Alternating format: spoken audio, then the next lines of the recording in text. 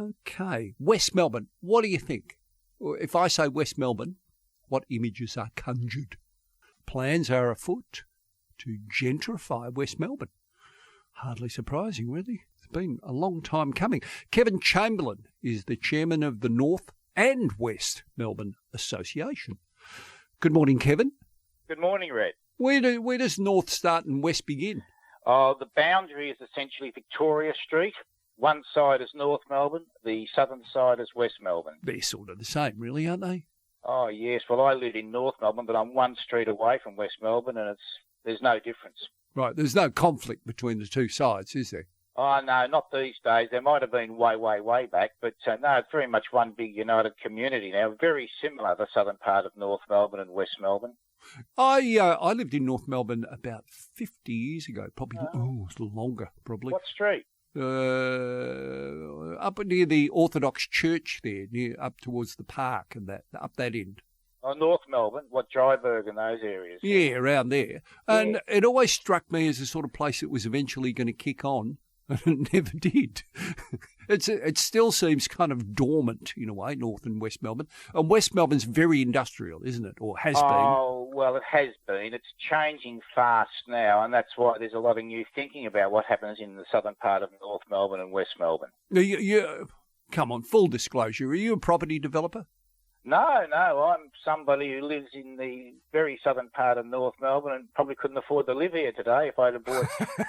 Lucky I bought a long time ago. So it's one of those places where warehouses are being converted into, multiple sort of room buildings and apartments and the like, yeah? Oh, yes. Look, there's this very significant redevelopment. There's some real concerns, of course, about the height of those buildings and the intensity, because our schools and childcare are full now, and we're saying we need another school and more childcare and more parks and less traffic congestion. But overall, the area is going through a renaissance, and a lot of the older buildings that were industrial buildings or commercial buildings have now been either demolished and completely redeveloped, or a lot of them, the more the significant ones, have been converted into very, very, very desirable residential abodes. I'm surprised that you need more schools. I would have thought. I mean, you're not planning on having any more children, are you, Kevin? No, our kids are coming to the end. They're finishing up at uni high. Right. Okay. Yeah. Oh, you're in the zone, are you? Yeah. That's one of the West Melbourne's in the uni high zone, so it's a real winner for the community. Oh, that's a saving on having to rent a bogus apartment in Parkville, isn't it? Oh, no one to do that. No. What are the plans? How might West Melbourne be transformed? Well, I suppose, first of all, the community's been thinking about this for some time, and we originally met with the council 15 months ago now, quite a while, and recently the council have reactivated their interest in the area, and we had a meeting last weekend where we talked about a number of issues, but the issues that are concerning a lot of the locals is the intensity of the development and the height. We're not opposed to development. We work with developers. As a community, we're not opposed to it, and we're realistic.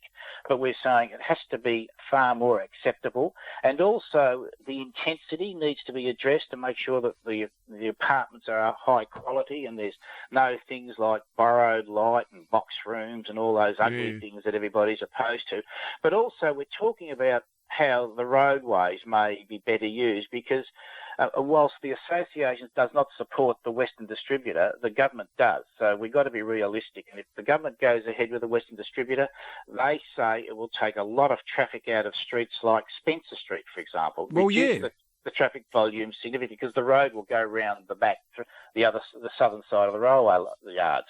Now, if that happens, there's tremendous potential on those main arteries to convert them from essentially pretty rugged traffic sewers to something with a bit of amenity. But where the real secret is, Red, is in the cross streets, where they're wide. They're very wide. They're equivalent to what things like 6 carriageways wide, some of them. Well, now that the businesses are not there, in the old days, the businesses didn't have any staff parking or that, so they all parked in the street, and the centre of the road was, designed for staff parking so the businesses could continue. Well, now the businesses are not there, and all the new developments have parking within the complex, but a lot of this centre of the road median, or centre of the road parking rather, is just not used. So we're sort of talking to the council. The council, to their credit, have produced some plans about how you might address things in Spencer Street. We say, let's look at the cross streets. They're the real winner there, because there's opportunities to put significant medians in the centre of the road where this obsolete car parking was. But look, there's major plans. Like there's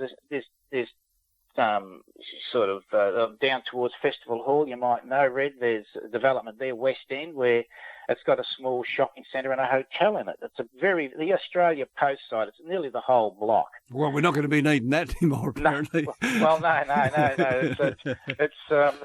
It is indeed the new gentrified suburb.